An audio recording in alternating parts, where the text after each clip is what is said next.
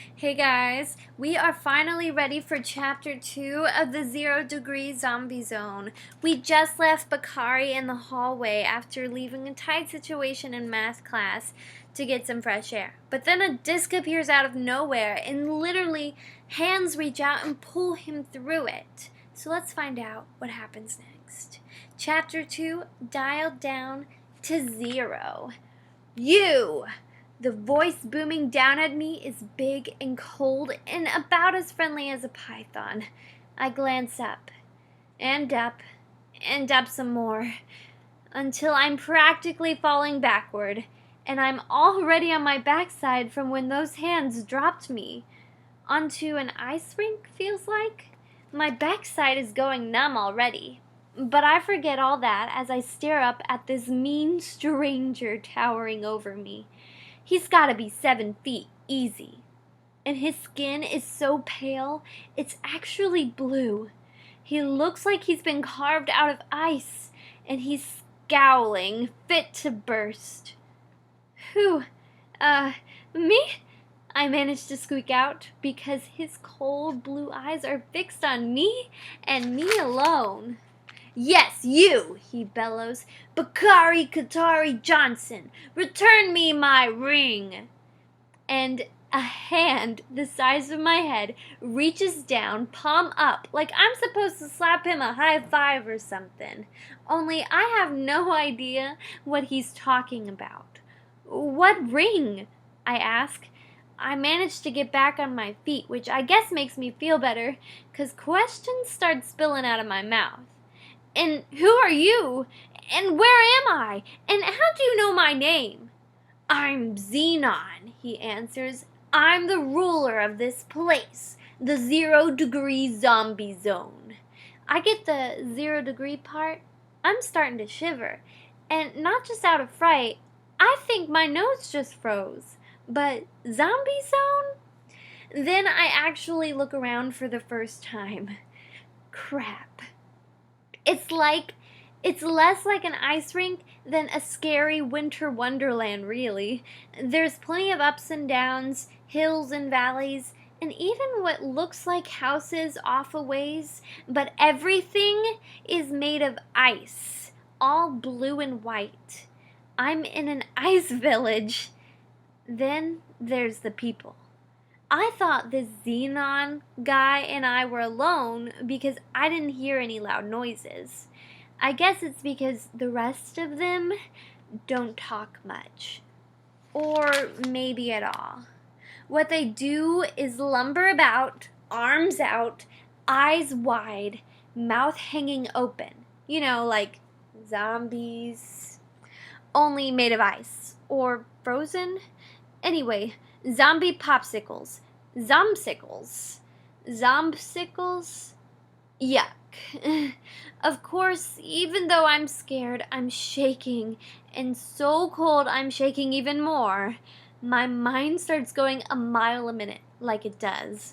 I'm standing here with the zombie lord, NHL All-Star interrogating me about some missing ring. All I can think about is, how'd this place get so cold? Where'd all these zombies come from? Were they already zombies and then it got cold and they became zombsicles? Or were they just regular people and then it froze and turned them into zombies?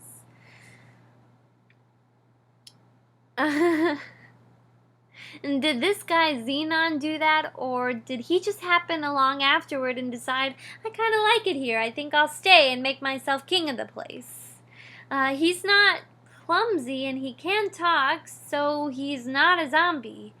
Or does being the zombie king lord come with perks like keeping your brain and your tongue? Did he just have a better tolerance for the cold than the rest? Was he the only one smart enough to even grab a jacket? All these questions are tumbling through my head, but get interrupted midstream when Xenon stoops down to glare at me in the eye to eye. Up close, his eyes look like big blue gems, all sharp-edged and glittery under big, shaggy white eyebrows. Are you listening to me, Bakari Katari Johnson? He growls, and his voice is that low, quiet rumble you know means you're in serious trouble. My dad gets like that sometimes, and it's way worse than when he is mad, so I just gulp and nod. Yes, sir, Mr. Xenon, sir, I answer after a second. Good. His lips are even bluer than the rest of his skin, and they curve up just a little, almost like a smile. Almost. Then where's my ring? Gulp. I don't know about any ring, I tell him. Honest. No. Now he's frowning at me. Great. Like I'm not scared enough as it is. And yet I heard your name when my ring disappeared. Why is that? Maybe it just sounded like my name? Uh-huh, because Bakari Katari Johnson is so easily mistaken for Tariq Thomas or whatever. Sure. He's not buying it either. What have you done with my ring, Bakari Katari Johnson? Dude, I wish he'd stop reciting my full name every time he asks me a question. I feel like I'm in the principal's office or something. If the principal shot up 2 feet and turned into a walking ice sculpture, that is. I don't have it! Really! I started turning out my pockets. Look! Half a gum stick pops out.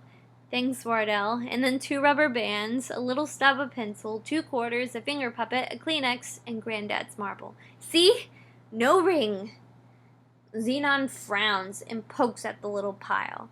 My heart almost stops when his finger lands on the marble, rolling it back and forth, but then he moves on, and I breathe again. Unfortunately, proving that I didn't have his ring doesn't convince him I'm not to blame. You hid it, is what he says when he's done looking. I didn't hide it, I insist, stuffing everything back into my pockets. I never had it. I don't even know what it looks like. He's not listening, though. Why are grown-ups always like that? Once they get an idea in their head, they just won't listen to reason or facts or anything else. You can tell the truth, and they still won't hear you. Just like now. You have until the end of the day to return my ring, Bakari Katari Johnson, Xenon informs me, straightening up. If you do not deliver it, I will unleash my zombies until your world and turn it into a frozen wasteland like my own. Great. No pressure. How am I supposed to give you your ring back when I didn't take it in the first place? I asked, but Xenon just waves that off. And how am I even supposed to get it to you? I look around at all of the zombies and the frozen landscape. For that matter, how do I get back to Miss Crumb's class? He waves again, but this time in a big circle, and there his hand cuts through the icy air. A glowing blue line follows, like he's highlighting something. When his hand has gone full circle, there's a glowing disc in the air, just like the one I got pulled through on my way to the bathroom. Xenon grabs it by the edge like it's a hula hoop and tosses it toward me. Into the day, he warns as it lands over my head and shoulders and glides down to the ground. That is all the time you have, Bakari Katari Johnson. Do not delay, or your world will suffer the consequences. That's so not fair, I start to say back, but it's too late.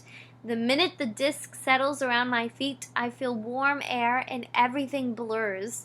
And then I'm standing in the hall of Thurgood Cleveland Wilson Elementary again.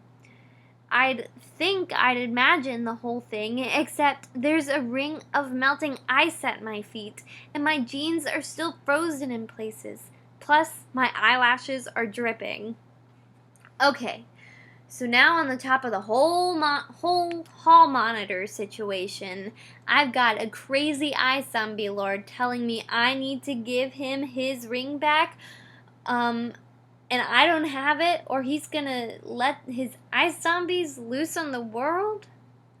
I turn to slide back towards class. Even studying fractions is better than this. So, that concludes chapter 2. And let me tell you, that was eventful. Here is a picture of Xenon standing over Bakari. And you can kind of see, like, maybe what could be houses and trees made of ice. Kind of look like palm trees. And then, very up-close interaction right there. And then finally, the ring. So this is probably what it looked like. Ooh. This is probably what it looked like in the hallway the first time he was sucked into the world. And what it looked like when Xenon drew it in the air again.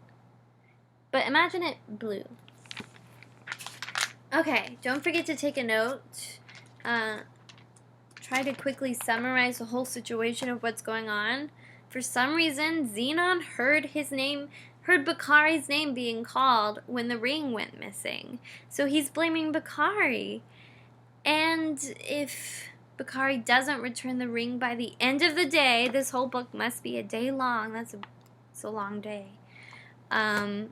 There's going to be zombies unleashed on the entire planet Earth. So, Bakari, figure this out, man. And we'll see what happens next tomorrow. Thank you. Bye.